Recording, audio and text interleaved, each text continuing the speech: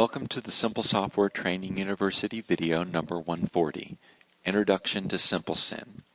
In this video, we will go over the basic setup of SimpleSend, including what files will be sent and how to send these files manually via FTP and email. First of all, there's two different versions of SimpleSend. You can find more information about these versions on simpleindex.com under the Imaging Suite section by clicking SimpleSend, then clicking Compare Versions. There's a free and a full version. The free version is obviously free.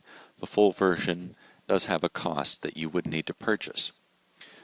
The list of features is here, but the main difference is that the full version allows you to run jobs via the command line or to schedule jobs to run automatically as a Windows service.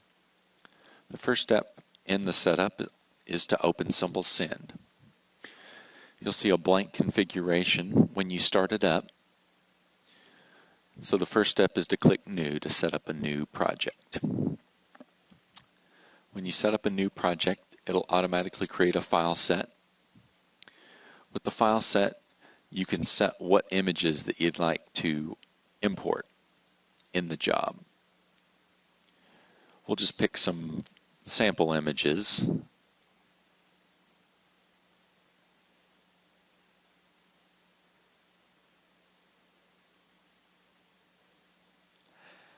So once it's added, it's called File Set 1.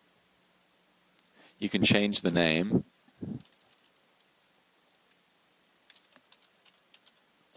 to whatever you'd like. And now SimpleSend knows what files you'd like to send. The next step is to set up the FTP transfer or the email transfer, both of which we're going to be setting up.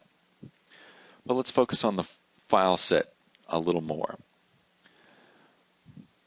In the select folder, you select the folder of the import that you'd like to import from. And then once that's been selected, you can pick either certain files to add, or you can add the entire folder.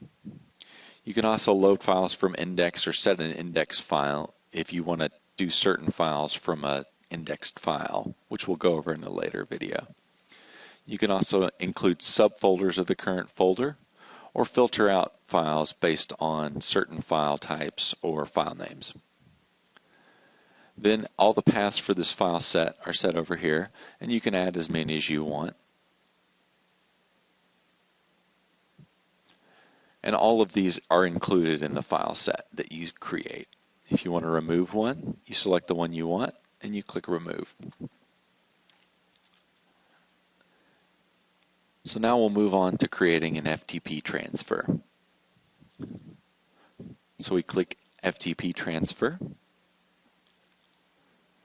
Then we type in our FTP path as well as the username and password.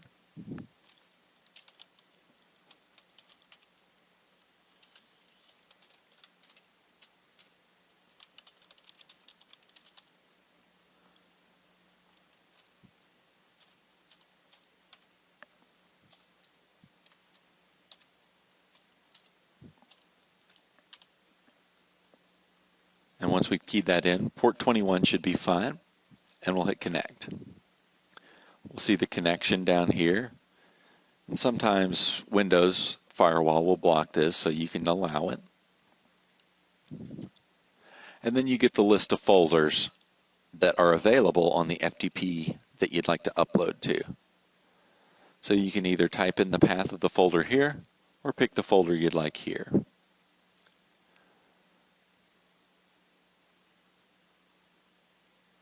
You can remove folders in the same way as you can in the file set. So once you've picked the location on the FTP server you'd like the files to go to, then you pick the file set that you'd like to upload to that location on the FTP server. We only have one file set that we set up originally, so we'll add that file set. Now, if we want to upload the file set via the FTP transfer, we can run the project and that'll automatically run the transfer. the email transfer is similar. You can use a MAPI, which is using your default email client application that you have for Windows, or you can connect directly to your email server using the SMTP connection. And then you would key in your server name, username, password, and from email address. Once you've done that, you add the file set just like you did in the FTP transfer.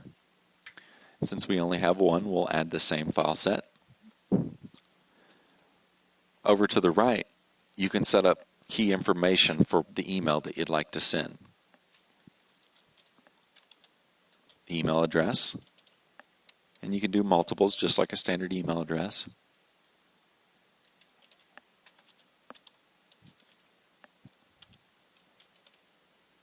And then you can key in your subject.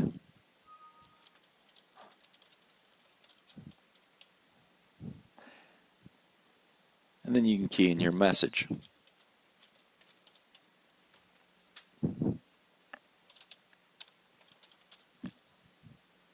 You can also limit the number of files that you want to send at once. One is set by default. Or you can limit the size of the attachment that you'd like. 1024 is set by default. This prevents files being sent that are any larger than the current file. And again, when you're ready to run this, you run the project. Since we have both an FTP transfer and an email transfer set up, when you click Run Project, it will run both of those transfers simultaneously. You can change the name of these two just like you did for the file set. And you can also save these settings to a configuration file. So let's save these to the desktop.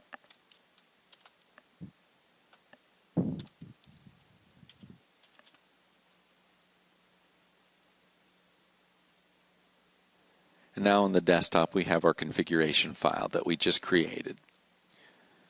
So just like running the project with SimpleSend open, you can double-click the configuration file for SimpleSend, and that will also run the project.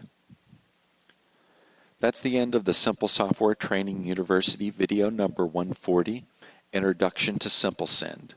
We've seen how to configure SimpleSend to upload certain files or a folder to an FTP server and via email to particular recipients.